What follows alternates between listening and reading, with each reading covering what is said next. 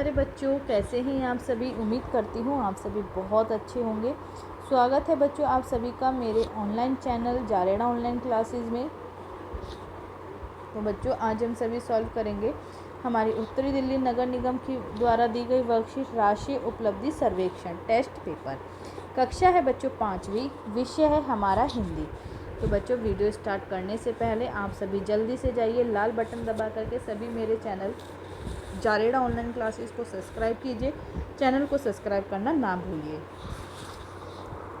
भाग पहला, निम्न दिए गए गद्यांश को पढ़िए। देखिए बच्चों, गद्यांश आप सभी को दिया गया है, आप सभी इसे ध्यान से पढ़िए।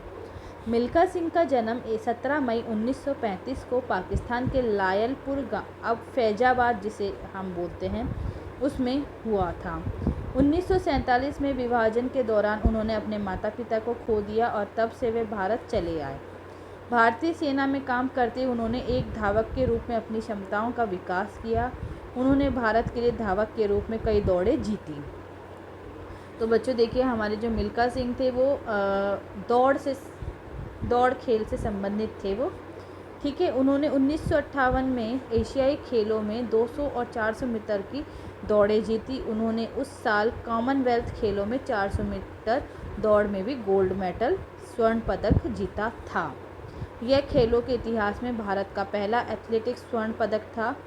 1969 में पूर्व प्रधानमंत्री जवाहरलाल नेहरू के अनुरोध पर उन्होंने लाहौर में एक अंतर्राष्ट्रीय एथलेटिक प्रतियोगिता में 200 मीटर स्पर्धा में भाग लिया। उन्होंने दौड़ जीती और पाकिस्तान के राष्ट्रपति जनरल अयूब खान ने उन्हें फ्लाइंग सिख का खिताब दिया। 18 जून 2021 को उनका निधन चंडीगढ़, भारत में हुआ। मिल्खा सिंह हम सभी के लिए सच्ची प्रेरणा है। तो देखिए बच्चों, हमने यहाँ पे मिल्खा सिंह जी जो थे उनके बारे में पढ़ा कि उनका जन्म कहाँ हुआ था, वो कहाँ के रहने वाले थे और वो कौन से खेल से संबंधित थे, उन्होंने कौन कौन से जो है दौड़ में मेडल जीते, ठीक है बच्चों। तो देखिए बच्चों, यहाँ हमारा प्रश्न है, निम्नलिखित प्रश्नों का उत्तर देने के लिए सही विकल्प का चुनाव करें।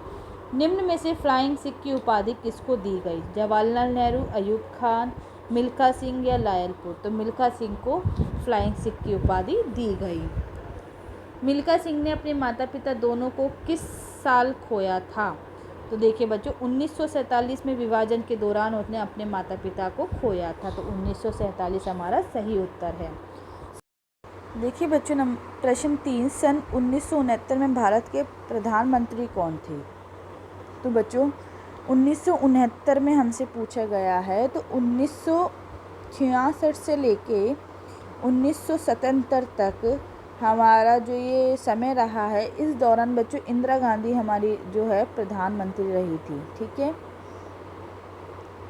लेकिन यहाँ पे हमें उत्तर नहीं दिया गया है सही कि सही उत्तर क्या है।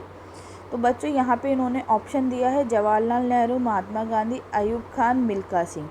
बच्चों यहाँ हमारे जो जवाहरलाल नेहरू थे वो पूर्व प्रधानमंत्री थे, ठीक है बच्चों, पूर्व प्रधानमंत्री थे। तो यहाँ पे देखिए, आपने देखा, ये पढ़ा था कि 1969 में पूर्व प्रधानमंत्री जवाहरलाल नेहरू के अनुरोध पर उन्होंने लाहौर में एक अंतर्राष्ट्रीय एथलेटिक प्रतियोगिता में 200 मीटर स्पर्धा में भाग लिया। तो बच्चों देखिए, यहाँ पे आप पूर्व प्रधानमंत्री कर सकते हैं, ठीक है। तो हमारा उत्तर हो जाएगा जवाहरलाल नेहरू।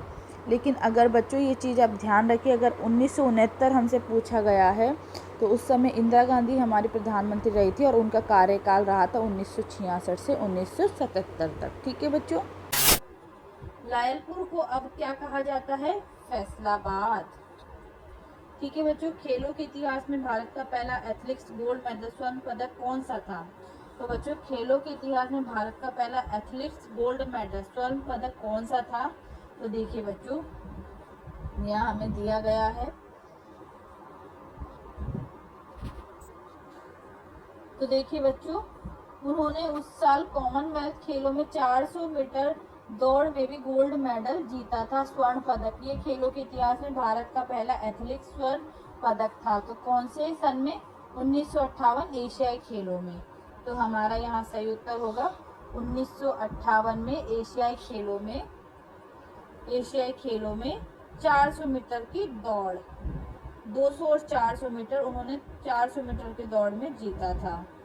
ठीक है, तो यहाँ लिखेंगे 1958 में एशियाई खेलों में 400 मीटर की दौड़ में, सॉरी 1958 कॉमनवेल्थ गेम्स में 400 मीटर की दौड़ में। ठीक है बच्चों, तो हमारा सही उत्तर ये होगा।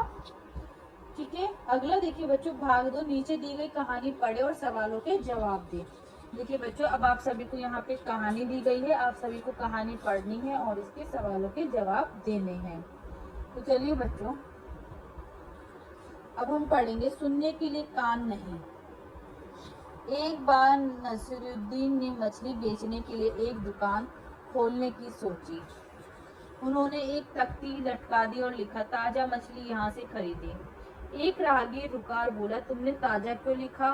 कोई भी बासी मछली नहीं बेचता। नसीरुद्दीन ने कहा, हाँ तुम सही कह रहे हो। उसने ताजा शब्द को हटा दिया। अब बोर्ड पर लिखा था, मछलियाँ यहाँ से खरीदे। एक और व्यक्ति आया, वह नसीरुद्दीन पर हंसने लगा और बोला, यहाँ से, आपने यहाँ से क्यों लिखा है? मूर्ख भी जानता है कि यहाँ मछली बिकती है। नसीरुद्दीन ने कहा, हाँ तुम सही कह रहे हो। उसने यहाँ से शब्द को मिटा दिया। अब बोर्ड पर लिखा था, मछली खरीदे। एक बूढ़ी औरत दुकान पर आई और गुस्से से बोली, खरीदे? बेशक आपने मछलियों को बेचने के लिए ही रखा है, दाना देने के लिए तो नहीं रखा। खरीदे शब्द क्यों लिखा है? नसीरुद्दीन ने माफी मांगी और खरीदे शब्द को हटा दिया। बोर्ड पर अब सिर्फ मछली लिखा था। वह ध्यान पूर्वक ग्राहकों का इंतजार करने लगा। एक युवा लड़की उसके पास आई और बोली, मैं आधा मील दूर से मछली की गंध सूंघ सकती हूँ। क्या मछली की घोषणा करना जरूरी है? मूर्ख नसीरुद्दीन ने मछली शब्द को भी मिटा दिया। अब बोर्ड पर कुछ भी नहीं लिखा था। वह दिन भर इंतजार करता रहा, लेकिन कोई ग्राहक मछली खरीदने नहीं आया। शाम को उसकी पत्नी आई, गुस्से में उसे डांटने लगी। उसने कहा, तुम कितने मूर्ख हो, इतना भी नहीं जानते कि हमें वही करना चाहिए जो सही हो। किसी की भी बात मानकर कार्य नहीं करना चाहिए। उसने फिर से ताजा मछलियां यहाँ से खरीदा लिखा और सारी मछलियां बेच दी। तो इसलिए बच्चों, हमेशा हमें वही काम करना चाहिए जो हमें सही लगे, किसी और की बातों में हमें नहीं आना चाहिए। अब देखिए बच्चों, निम्नलिखित प्रश्नों के उत्तर देने के लिए सही विकल्प का चुनाव करें। ताजा का विपरीतार्थक शब्द क्या है? ताजा मतलब एकदम फ्रेश, इसका उल्टा होगा बासा, बासी। यहाँ बिकने वाली मछली में संज्ञा शब्द कौन सा है? यहाँ बिकने वाली मछली, मछली हमारा यहाँ पे संज्ञा शब्द है। ठीक है, निम्न में से कौन सा शब्द राहगीर का समानार्थक शब्द नहीं है? तो बच्चों, यहाँ समानार्थक मतलब समान शब्द मीनिंग वाला, मुसाफिर, राही, पथिक, मित्र। मित्र हमारा यहाँ पे इसका समानार्थक शब्द नहीं है। मैं आधा मील दूर से मछली की गंध सूंघ सकती हूँ। क्या मछली की घोषणा करना जरूरी है? बच्चों, ये किसने कहा था? ये एक युवा लड़की ने कहा था। वह शब्द क्या है? एक संज्ञा है, सर्वनाम है, क्रिया है, या क्रिया विशेषण? तो बच्चों, वह हमारा सर्वनाम शब्द है। प्रश्न 3, निम्न दिए गए पोस्टर को ध्यान से पढ़े, सॉरी भाग 3, निम्न दिए गए पोस्टर को ध्यान से पढ़े और सवालों के जवाब दें। शिक्षा का अधिकार अधिनियम 2009 14 साल तक के सभी बच्चों को मुफ्त और अनिवार्य शिक्षा। सर्व शिक्षा अभियान, सब पढ़े सब बढ़े। सरकारी विद्यालयों में ग्रहण की जाने वाली सुविधाएं, मुफ्त किताबें, मुफ्त वर्दी, मुफ्त पुस्तिकाएं, अल्पाहार, छात्रवृत्ति, मुफ्त लेखन सामग्री, निजी विद्यालयों के शिक्षक, सभी सुविधाएं। यह पोस्टर किससे संबंधित है? शिक्षा अधिकार, अंत का अधिकार, इंग्लैंड के लिए अधिकार, या अंग्रेजी का अधिकार? तो बच्चों, शिक्षा का अधिकार से रिलेटेड पोस्टर है। शिक्षा का अधिकार अधिनियम 2009 खालिस्तान के लिए है, तो ये बच्चों के लिए बच्चों लागू किया गया है। ठीक है, अगला है बच्चों, यह अधिनियम आपको किस उम्र तक मुफ्त और अनिवार्य शिक्षा प्राप्त करने के लिए अधिकार देता है? तो बच्चों देखिए, हमने यहाँ देखा 14 साल तक के सभी बच्चों को मुफ्त और अनिवार्य शिक्षा दी जाए, तो यहाँ लिखेंगे 14 वर्ष। सरकारी स्कूलों में निम्न में से कौन सी सुविधाएं उपलब्ध नहीं है? मुफ्त पाठ्य पुस्तक, मुफ्त उत्तर पुस्तिकाएं, अल्पाहार भोजन, रात्रि का भोजन। तो बच्चों, रात्रि का भोजन ये हमारे सुविधा में नहीं है। पोस्टर में भुगतान किया गया का विपरीत क्या है? भुगतान किया गया यानी कि भुगतान किया गया मतलब कि हमने किसी के लिए पैसे दिए।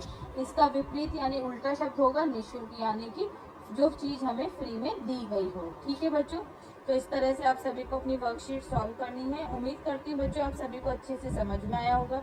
बच्चों अगर आप सभी को वीडियो अच्छा लगा है तो आप सभी लाइक बटन दबा करके वीडियो को लाइक करें, ज़्यादा से ज़्यादा वीडियो को शेयर करें और नीचे दिए गए कमेंट बॉक्स में कमेंट ज़रूर करके बताएं बच्चों कि आप सभी को मेरा वीडियो कैसा लगा। आप सभी का वीडियो देखने के लिए बहुत बहुत धन्यवाद बच्चों।